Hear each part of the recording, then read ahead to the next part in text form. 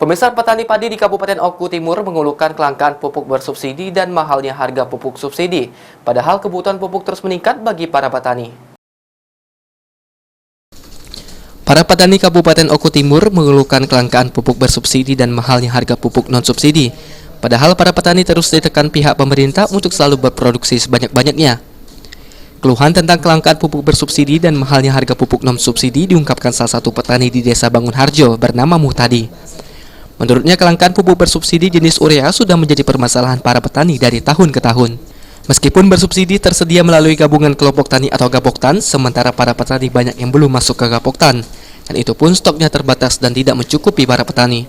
Selain itu, mendapatkan pupuk bersubsidi terlalu banyak persyaratan untuk mendapatkan pupuk bersubsidi seperti harus pakai KTP.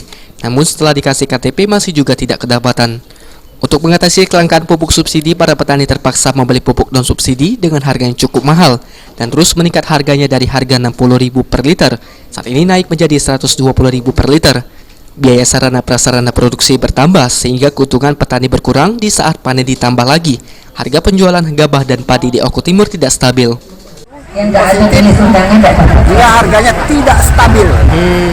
Nah kemudian dibandingkan dengan fasilitas atau sarana yang ada di pertanian seperti harga pupuk, harga pestisida, harga herbisida, itu semuanya bukan naik lagi ya, bukan naik lagi harganya, namun harganya itu pindah.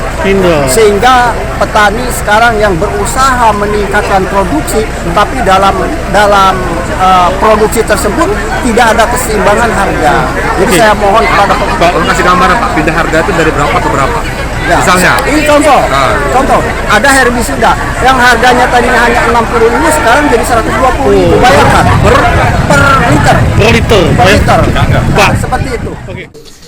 Dinas Pertanian Kabupaten Oku Timur yang dikonfirmasi via telepon mengatakan keterbatasan pembagian pupuk bersubsidi dikarenakan realisasi pupuk subsidi yang diajukan ke Kementerian Pertanian Pusat lebih sedikit.